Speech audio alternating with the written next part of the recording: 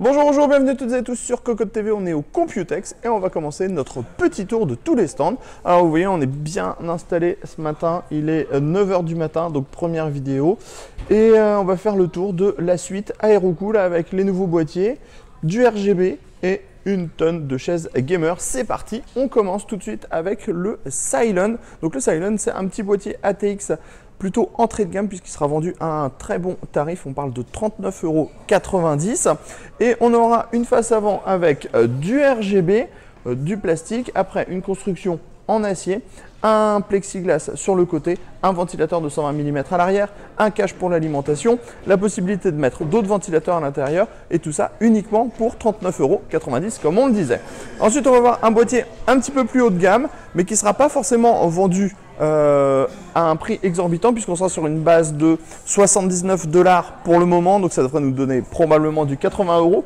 On est sur un design qu'on connaît déjà un petit peu chez la concurrence, hein, avec une alimentation dans le haut, des ventilateurs qu'on va mettre sur le côté à l'arrière, du verre trempé et un design qui est plutôt assez lisse et assez sympathique avec le RGB sur le côté et son nom c'est le Glow tout simplement.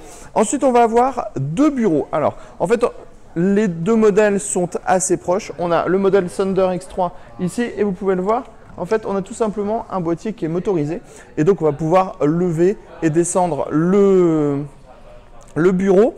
Et on a la possibilité d'avoir 4 réglages prédéfinis plus le réglage manuel comme on vient de le faire. Alors sur le modèle X3, on va avoir en fait ces grandes barres sur les côtés en aluminium et pas de tapis de souris. Alors que sur le modèle Aerocool, qui est plus classique, on va avoir le système de levée électronique et on va avoir en fait un grand tapis de souris additionnel qui va être sur le dessus. Continuons avec, on n'oublie pas ça, donc ça vous permettra de ranger tout simplement votre clavier et votre souris.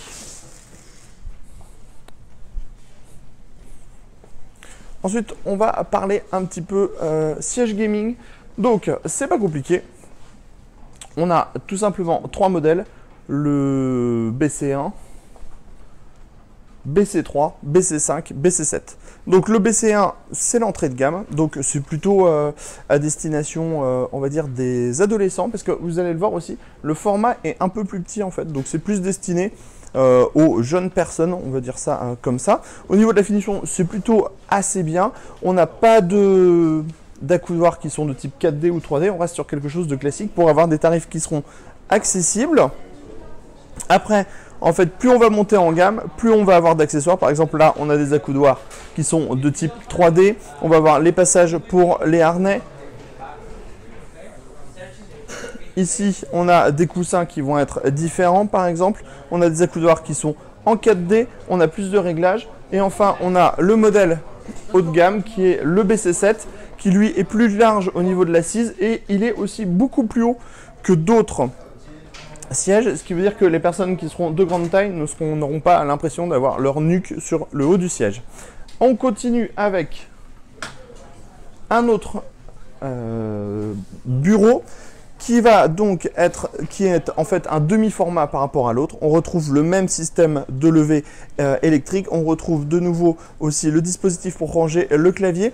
Il sera possible d'avoir tous les bureaux Aerocool ou Thunder X3 en modèle non motorisé, ce qui permettra en fait de gagner sur le tarif et d'avoir quand même un bureau assez sympathique. Ensuite, on a ici les Fuse.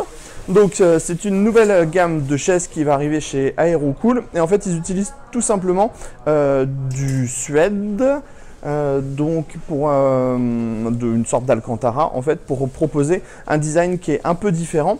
Donc il y a 3 modèles qui sont en mock-up pour le moment avec 3 designs différents.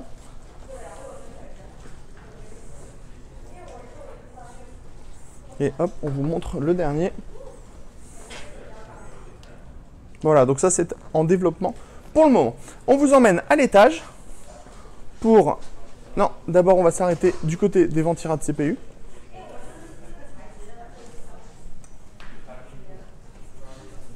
Avec ici le XDD, quelque chose comme ça. Donc, c'est un ventirad CPU qui arrive avec du RGB adressable avec une zone RGB sur le dessus, une zone RGB sur le ventilateur. Ensuite, on va vous prendre le ventirad parce que ce sera beaucoup plus simple. Donc, on a des ailettes en aluminium intégralement noir avec un design qui est travaillé sur la partie arrière. Et on retrouve au total 6 caloducs avec une base HDT.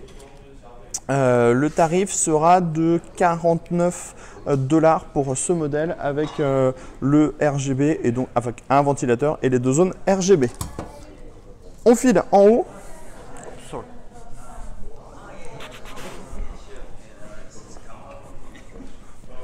Et on monte en haut de façon très sportive ce matin.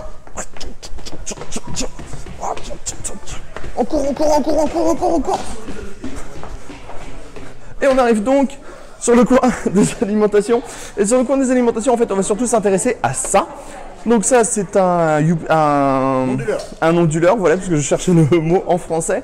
Donc, la particularité de cet onduleur, c'est que quand vous l'allumez, vous avez du RGB. Et donc, il est possible de choisir la petite couleur de l'écran. On en a un modèle en 650 watts, tout petit, qui a aussi le RGB. Et un modèle en 2000 watts.